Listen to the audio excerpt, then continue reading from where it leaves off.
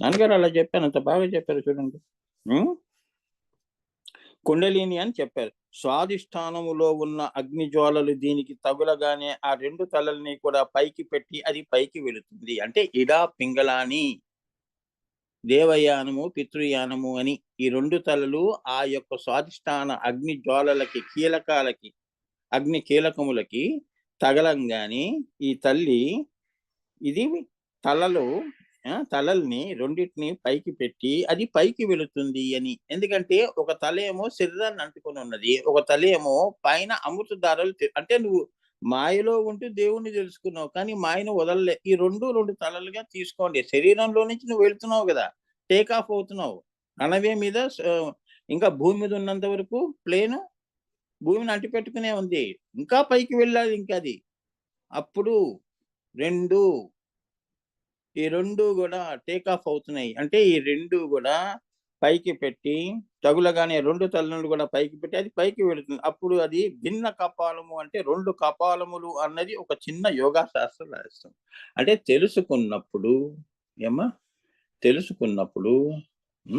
నీ అంతటి నువ్వు తెలుసుకున్నప్పుడు అదేనమ్మా అద్వైతం అంటే. ఈ శరీరము అశాశ్వతము, తన దృశ్యం తన నశ్యం అని తెలుసుకోలేనప్పుడేమో ఒక తలకాయ, తెలుసుకున్న తర్వాత అదొకటి భగవంతుడు అన్నిటికీ మూలం అని తెలుసుకునేది ఒక తలకాయ. ఈ రెండు తలలు పెట్టుకొని అంటున్నాడు. జ్ఞానాధ్యాత్రులు పెట్టుకున్నావు కదమ్మా, నీదేమిటి ధ్యేయము పైన ఉన్నది కదా, అక్కడ రెండు లేవు కదా, అది అద్వైతము అని అర్థమవుతుంది కదా. సో ఇందులో ఒక చిన్న యోగా శాస్త్ర రహస్యం ఉంది. సో ప్రాణ సమానములు, ధ్యాన అపానములు రెండింటినీ కూడా రెండు తలలుగా భావిస్తే ఇక్కడ ఎట్లా అంటే వ్యానము అపానము అంతే కదమ్మా. వ్యానము అపానములు, అలానే ప్రాణ సమానములు. ఓం ఓం భూ ఓం ఇది ఉంది చూడమ్మా. ప్రాణాయ స్వహ, వ్యానాయ స్వహ, ఉదానాయ స్వహ, సమానాయ స్వహ అంటారు కదా.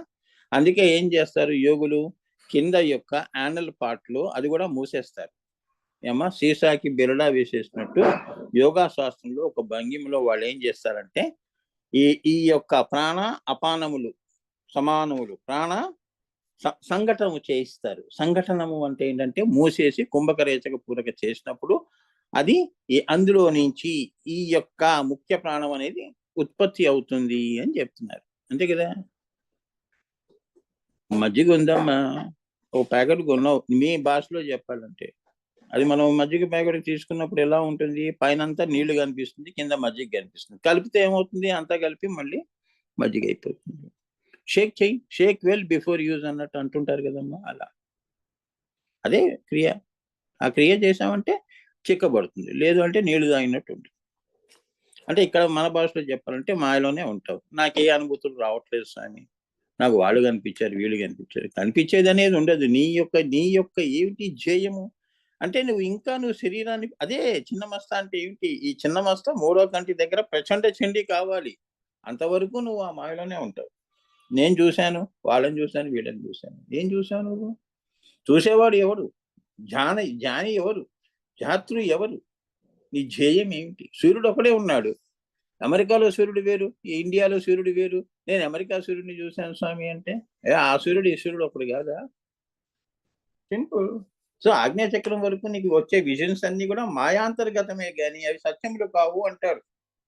అర్థమైందా? అందుకే పొంగిపోకూడదు.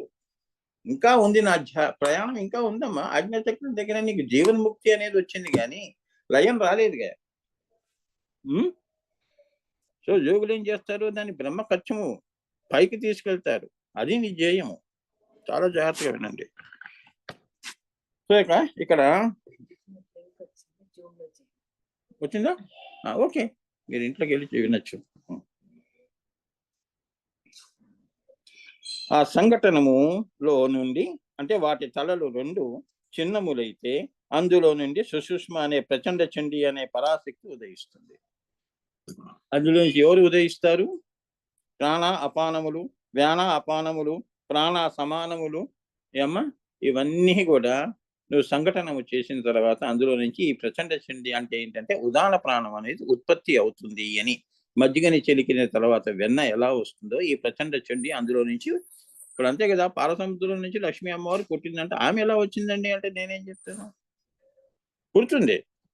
దశవిధ ప్రాణాల్లో నుంచి అసలైన ప్రాణం పుడుతుంది అని. ఏమ్మా?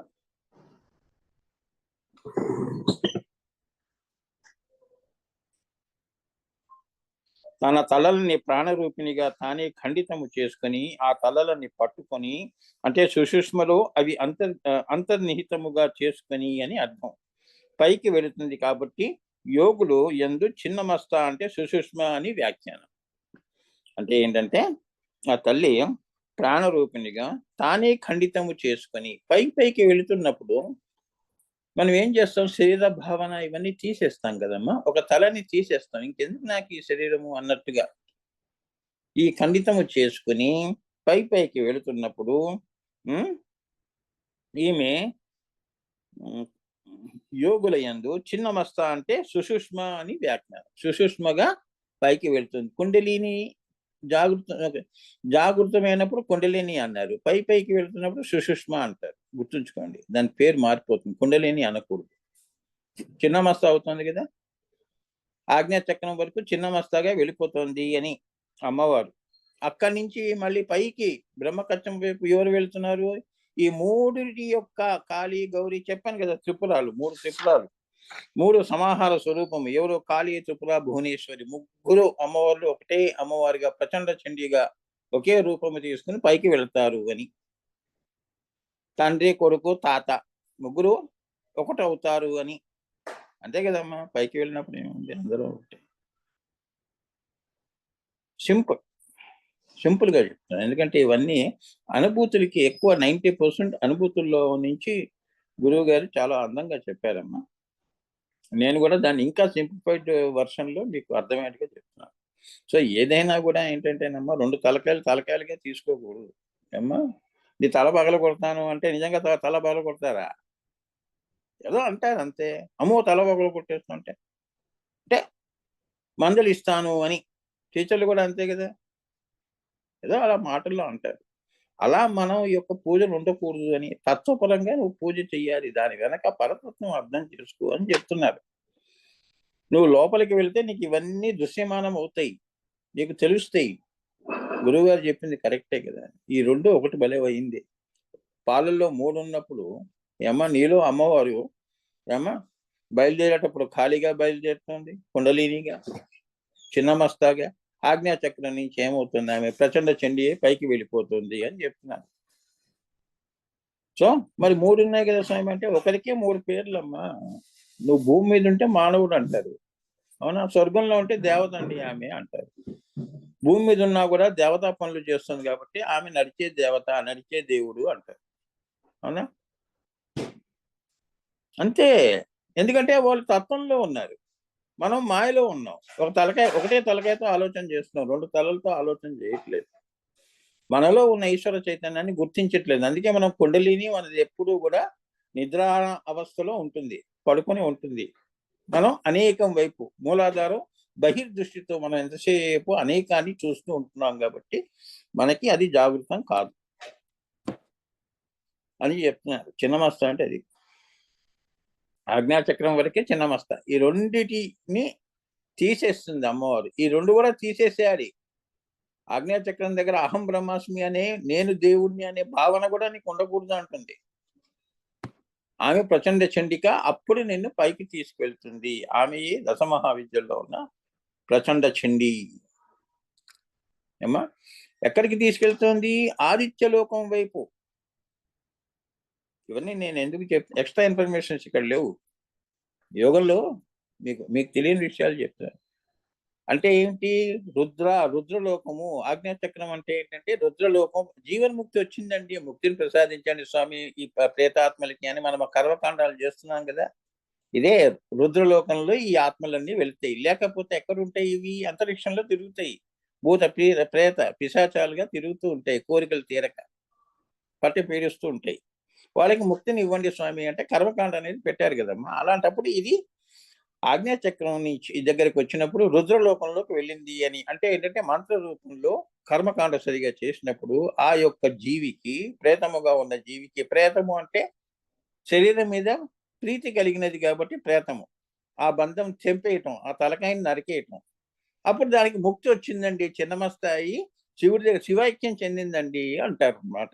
అది దాని రహస్యం. ఇంక అక్కడి నుంచి ఈ చిన్నమస్తా నుంచి నిన్ను పైకి, దాని తర్వాత వచ్చేది వసులోకం. ఏమ్మా! అది ఎక్కడుంది? వైదేహి స్థితి దగ్గర ఉంది.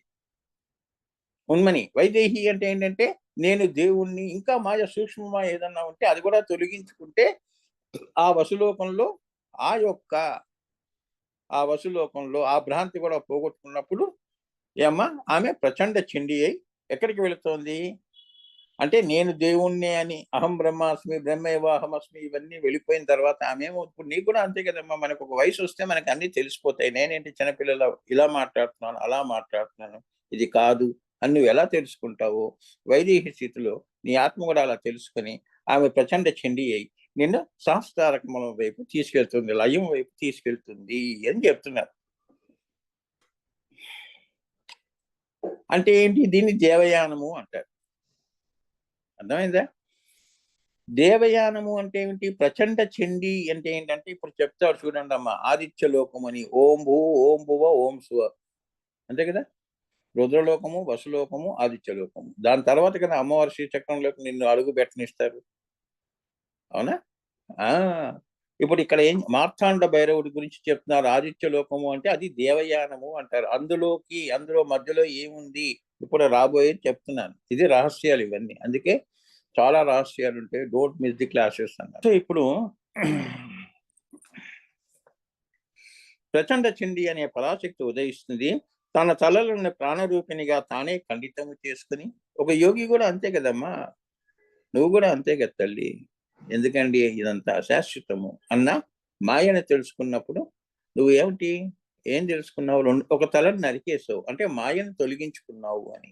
ఈశ్వర చైతన్యంలో ఉన్నప్పుడు చిన్నమస్తగా ఇంకా నేను పైకి వెళ్ళాలి.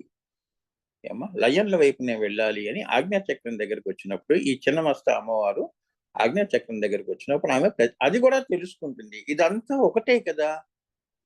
నేనే కదా ఉన్నాను. నాకు ఇతరం అనేది లేదు కదా! అని తెలుసుకొని అక్కడి నుంచి ఆమె ప్రచండ రూపాన్ని, ప్రచండ చండీ రూపాన్ని ధరించి పైకి వెళుతుంది అని చెప్తున్నారు.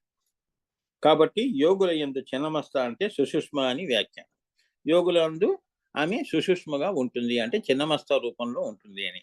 మరి యోగం లేదు తెలియని వాళ్ళు, చేయని వాళ్ళలో ఎలా ఉంటుంది? కుండలిని నిద్రాణ స్థితిలో ఉంటుంది అని. దానికి కుండలిని అని పేరనమాట. మూడో కన్ను వరకు తీసుకొస్తే వాడికి యోగం పట్టిందిరా ప్రచండ చండీ అమ్మవారి దర్శనం అయింది. ఆ తల్లి అక్కడి నుంచి వాడికి సిద్ధులు ఇవన్నీ గూడా ఆ తల్లి వాడికి ప్రసాదిస్తుంది. వాడి ఒంటి మీదంతా గూడా ఆమె ఆవహించి ఉంటుంది. ఇదే రహస్యం. అందుకే వాడు ఏది తలుచుకుంటే అదే జరుగుతుంది. ఇక్కడ చూడండి. ఇప్పుడు దేవి యొక్క చిన్నమస్తా లక్షణం కూడా ఉపాసనా రీతిలో తెలుసుకోవాలి. ఉపాసన చేస్తే ఆమె యొక్క చిన్నమస్తా లక్షణం అనేది తెలుస్తుంది అని. ఏదైనా గూడా తీపి గురించి ఎంత చెప్పినా గూడా తింటే తెలిసిపోతుంది. అంటే యోగం చేస్తే తెలుస్తుంది అని.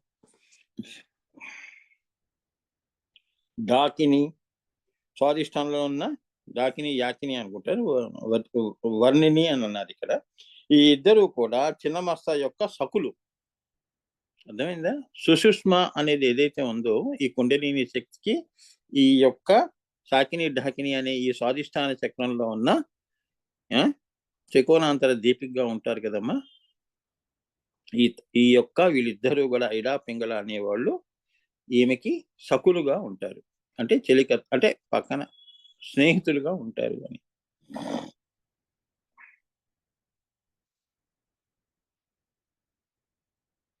సో, ఇడా, పింగళలు 2 తలలు తెగ్గొడితే దానిలో నుండి సుషుష్మ వస్తుంది అని. అంటే ఈ 2 ఇడా, పింగళ అనే రెండిటిని ఇప్పుడు గంగా, యమున, సరస్వతి సంగమం ఎక్కడ జరుగుతోంది?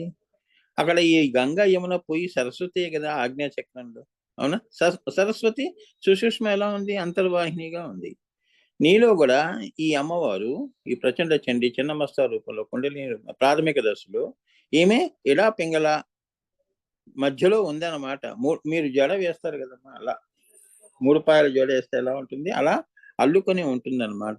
ఈ రెండిటి యొక్క ఇడా పింగళ 2 తలలుగా నువ్వు భావించి దాన్ని గనక నువ్వు ఏకోన్ముఖము చేయటము, కలిసిపోవటము లేదా తెగ్గొట్టటము, అప్పుడు ఒకటే శిరస్సు.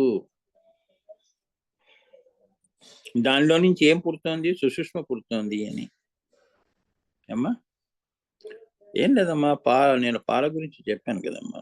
తోడు పెడితే పెరుగు అవుతుంది, దాన్ని చిలికితే మజ్జిగ అవుతుంది, మజ్జిగలో నుంచి ఏమొస్తుంది, మజ్జిగలో నుంచి వెన్న వస్తుంది కదా, వెన్నని ఇంకా మనం మరగపెడితే ఏమొస్తుంది, నెయ్యి, ఘృతం వస్తుంది. ఘృతం నుంచి ఏమొస్తుంది, దీపం వెలుగుతుంది. ఎక్కడ వెలిగింది, ఆజ్ఞాచక్రంలో వెలిగింది స్వామి అంటారు. అదే ప్రచండ చండిక. ఈ ఆత్మ సాక్షాత్కారము అది పట్టుకొని నువ్వు పైకి వెళ్తావు అని, అదే ప్రచండ చండిక అని చెప్తున్నాను యోగపరంగా. ఇవన్నీ ఇదేనమ్మా, ఎందుకంటే ఇంకేం లేదు. ఇడాపింగుల 2 తలలు తెగ్గొడితే దానిలో నుండి సుషుష్మ వస్తుంది, అది ప్రచండ చండి అన్నారు. అంతే కదా. ఈ 2 తలలు ఎక్కడ తగ్గొడుతున్నాము, ఆజ్ఞా చక్రంలో. అరే బుద్ధి పెట్టి ఆలోచన చేయరా అంటారు. బుద్ధి ఎక్కడుంది, అవునా? కర్త ఎక్కడున్నాడు, ఆజ్ఞా చక్రంలో ఉన్నాడు. అందుకే మనం కూడా చూడండి, కళ్ళు మూసుకొని ఆలోచన చేస్తాం, ఈ పని చేయాలా వద్దా అని. అది కర్త. చెయ్యాలి అనుకున్నప్పుడు నువ్వేం చేస్తావు, కింద చిన్న మస్తాకి చెప్తావు. అదేం చేస్తుంది, ఇంద్రియ గ్రామము, నీ శరీరం అది కుండలిని రూపంలో ఉంటుంది కాబట్టి మాయలో ఆ పనులు చేస్తుంది. కర్త కర్మ క్రియ, కుండలిని సుషుష్మ, ఏమ్మా ఎడా పింగళలు. అదో దృష్టి అంటారు. దాన్ని ఊర్ధ్వముఖంగా చూసావు అంటే అది ఏకోన్ముఖంగా చేస్తే అదేంటి, అహం బ్రహ్మాస్మి, ఇదంతా ఒకటే ఉన్నది, ఒకటి నుంచి అనేకము వచ్చినది అని తెలుసుకున్నప్పుడు ఆమె ప్రచండ చండిక అవుతుంది అని చెప్తున్నారు. అంతే, సింపుల్. ఇక్కడ బ్రహ్మకచ్చం అనే ఊర్ధ్వ కపాలము, బ్రహ్మపుచ్చం అనే అధో కపాలము, రెండిటి యొక్క శక్తి సుషుష్మ చేతిలో ఉన్నది అనేది కూడా దీని అందరి మహారహస్యము. ఇప్పుడు ఈ ప్రచండ చండికలో ఏముంది, నిన్ను తలుచుకుంటే బ్రహ్మ పుచ్చము నుంచి బ్రహ్మ కచ్చం వైపు కూడా నడిపే శక్తి ఉంది. మళ్ళీ అదో కపాలము, బ్రహ్మపుచ్చము అంటే అదో కపాలము, రెండిటి యొక్క శక్తి ఎవరిలో ఉంది, ఈ సుషుష్మలో ఉంది అని, చిన్నమస్త అమ్మవారి చేతిలో ఉంది అని. ఏమి దలుచుకుంటే ఆజ్ఞాచక్రం వరకు ఈ చిన్నమస్తాకి శక్తి అండి అంటే, లేదమ్మా, ఇక్కడి నుంచి మళ్ళీ ప్రచండ చండి అవుతుంది. అది నీ యోగము, నీ సాధన బట్టి ఉంటుంది. నువ్వు అక్కడ దాకా వెళ్ళేసి నేను అంతా చూసేసాను కిందకు వస్తే నేనేం చేయలేను. ఇంకా పైన నా ధ్యేయము ఉన్నది, జ్ఞానాధ్యాత్మ పోగొట్టుకుంటే ధ్యేయము పైన ఉన్నది, పరాశూన్యము, లయాయోగము అంటారు. ఇందులో మీకు హఠయోగం అనేది కూడా చెప్తున్నాను. ఇదంతా ఇందులో హఠయోగం వస్తుందమ్మా. హఠయోగం గురించి కూడా చెప్తున్నాను. క్రియాయోగంతో పాటు హఠయోగం కూడా అంటే భక్తి యోగము, కర్మయోగము, ఏమ్మా ఇవన్నిటికీ ఈ పైన ఉన్న ఈ హఠయోగం ఇదంతా కూడా.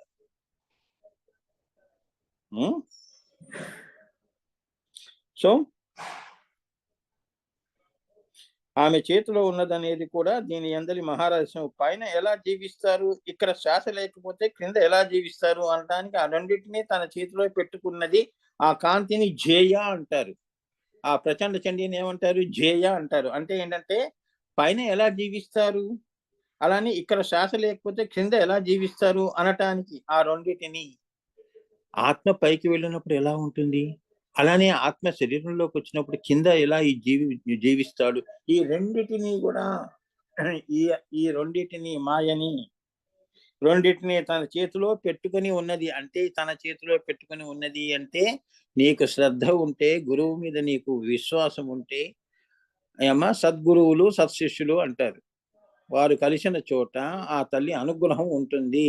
వాడు అటువంటి వాళ్ళు ఏంటి, ఊర్ధ్వముఖం వెళ్తారు, ఆ రహస్యం చెప్తారు. అర్థమైందా? అంటే జేయం వైపు నడుపుతాడు నీ సద్గురువు.